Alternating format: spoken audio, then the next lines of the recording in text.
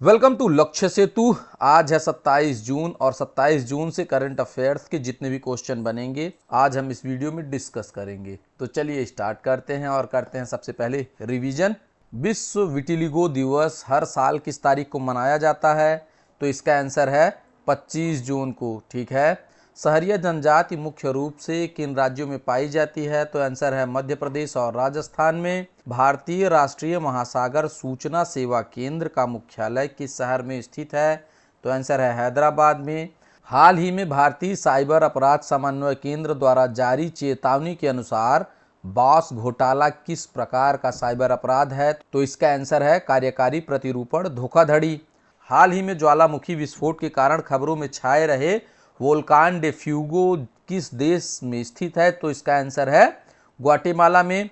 जून 2026 में 7.2 और 7.5 की तीव्रता वाले विनाशकारी भूकंपों का सामना करने वाला देश वेनेजुएला किस महाद्वीप में स्थित है? तो इसका आंसर है दक्षिण अमेरिका में।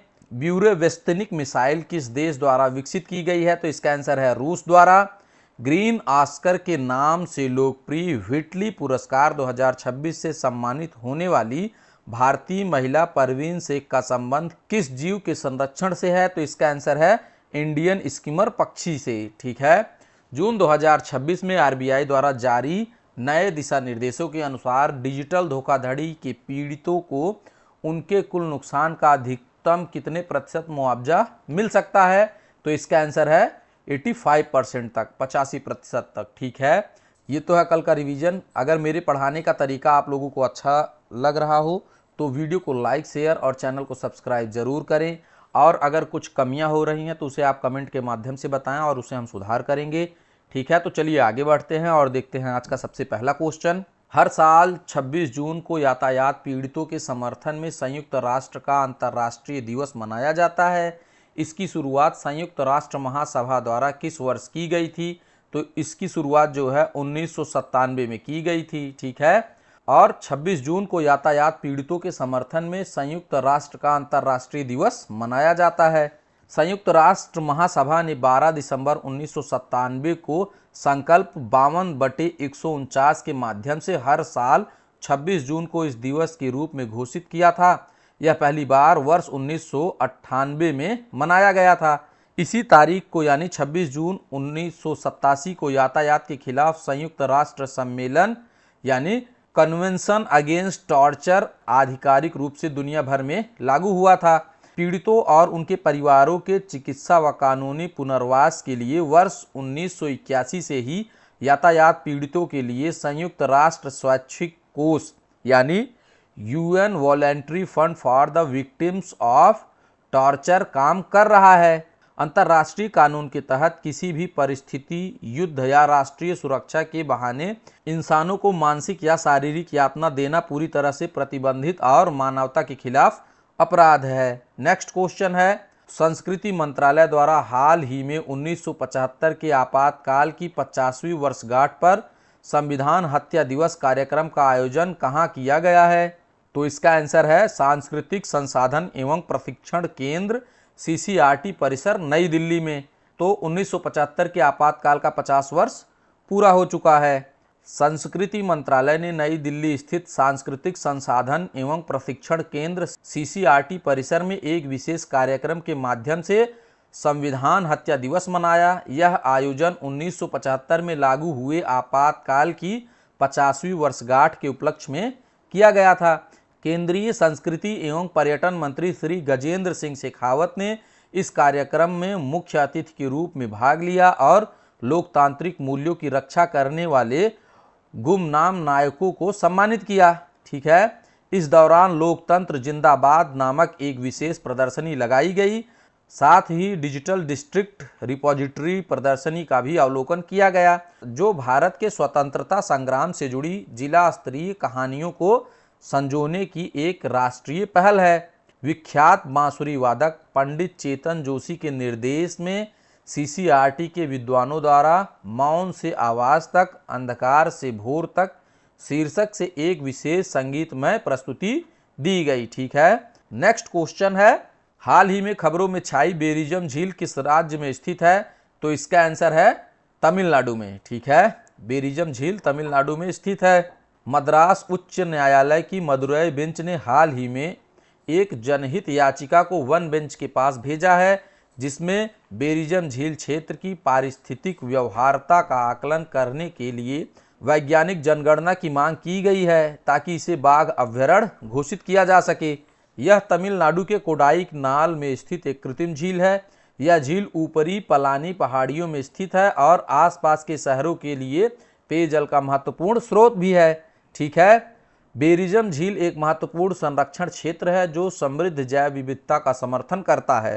तो नेक्स्ट क्वेश्चन है, श्री अमरनाथ की यात्रा 2026 के लिए निगरानी को मजबूत करने हेतु किस पुलिस बल द्वारा प्रोजेक्ट हॉक आई शुरू किया गया है? तो इसका आंसर है जम्मू और कश्मीर पुलिस के द्वारा। जम्मू और कश्मीर पुलिस ने श्री अमरनाथ की यात्रा 2026 के लिए निगरानी को मजबूत करने हेतु प्रोजेक्ट हॉक आई नामक एक प्रौद्योगिकी आधारित सुरक्षा पहल शुरू की है। यह परियोजना बहुस्तरीय सुरक्षा के लिए ड्रोन निगरानी, सीसीटीवी नेटवर्क, चेहरे की पहचान प्रणाली, स्नाइपर टीमों और जमीनी निगरानी चौकियों को एकीकृत करती है। वास्तविक समय की हवाई निगरानी के लिए 5 ड्रोन तैयार किए गए हैं, जबकि 416 सीसीटीवी कैमरे निरंतर जमीनी निगरानी सुनिश्चित करते हैं। ठीक है, इस प्रणाली में 22 स्नाइपर टीमें और तीर्थयात्रा मार्ग पर रणनीतिक रूप से स्थापित निगरानी चौकियां यानी मचान मोर्चे भी शामिल हैं। ठीक है, तो नेक्स्ट क्वेश्चन है, क्लिनिकल इस्टेब्लिशमेंट एक्ट 2010 में हाल ही में किस कानून के तहत संशोधन किया गया है? तो इसका आंसर है जन विश्वास प्रावधान संशोधन अधिनियम 2026 के द्वारा। स्वास्थ्य एवं परिवार कल्याण मंत्रालय ने जन विश्वास प्रावधान संशोधन अधिनियम 2026 के अंतर्गत नैदानिक प्रतिष्ठान यानी पंजीकरण एवं विनियमन अधिनियम 2010 में संशोधन किया है। इन सुधारों का उद्देश्य अनुपालन के बोझ को कम करना, विश्वास आधारित शासन को बढ़ावा देना और स्वास्थ्य सेवा क्षेत्र में व्यापार करने में सुगमता लाना है।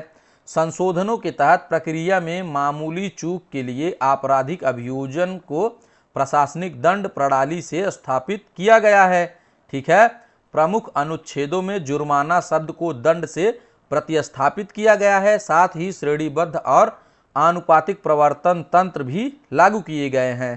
तो नेक्स्ट क्वेश्चन है, जून 2026 में केंद्र सरकार द्वारा खुफिया ब्यूरो यानी इंटेलिजेंस ब्यूरो आईबी का नया निदेशक यानी डायरेक्टर किसे नियुक्त किया गया है? तो इसका आंसर है महेश दीक्षित जी को। ठीक है, प्रधानमंत्री नरेंद्र मोदी की अध्यक्षता वाली कैबिनेट की नियुक्ति समिति ने आंध्र प्रदेश कैडेट के 1993 बैच के आईपीएस अधिकारी महेश दीक्षित को खुफिया ब्यूरो यानी आईबी का नया निदेशक नियुक्त किया है। महेश दीक्षित 30 जून 2026 को अपना पदभार ग्रहण करेंगे। उनकी यह नियुक्ति 2 वर्ष की अवधि के लिए या अगले आदेश तक प्रभावी रहेगी। वे हिमाचल प्रदेश कैडेट के 1988 बैच के आईपीएस अधिकारी तपन कुमार डेका का स्थान लेंगे, जो जून 2022 से इस पद पर सेवा दे रहे थे। आईबी प्रमुख बनने जा रहे महेश दीक्षित एक योग्य डॉक्टर भी हैं। उन्होंने अपने 30 साल के करियर में जम्मू कश्मीर अनुच्छेद 370 हटाने के बाद लद्दाख, पूर्वोत्तर और नक्सल विरोधी अभियानों में महत्वपूर्ण भूमिका निभाई है। तो नेक्स्ट क्वेश्चन है, national high speed rail corporation limited द्वारा स्वदेशी स्तर पर विकसित की जा रही भारत की अगली पीढ़ी की बुलेट ट्रेन का नाम क्या है? तो इसका आंसर है B35। भारत अपने हाई स्पीड रेल नेटवर्क के विस्तार के लिए स्वदेशी रूप से B35 बुलेट ट्रेन विकसित कर रहा है। इसकी अधिकतम डिजाइन गति 350 किलोमीटर प्रति घंटा और परिचालन गति 320 किलोमीटर प्रति घंटा होगी। देश भर के प्रमुख महानगरों को जोड़ने के लिए कुल 7 नए बुलेट ट्रेन कॉरिडोर प्रस्तावित किए गए हैं, जिनमें मुंबई पुणे जो है 48 मिनट की दूरी पर होगा और बेंगलुरु चेन्नई जो है 73 मिनट की दूरी पर होगा, जैसे मार्ग शामिल हैं। ठीक है, भारत का पहला high speed rail corridor Mumbai और अहमदाबाद के बीच, जिसके बीच की दूरी 508 किलोमीटर है, इसके बीच बन रहा है। इसका पहला खंड सूरत से वापी 97 किलोमीटर का होगा, जिसकी अगस्त 2027 तक चालू होने की उम्मीद है।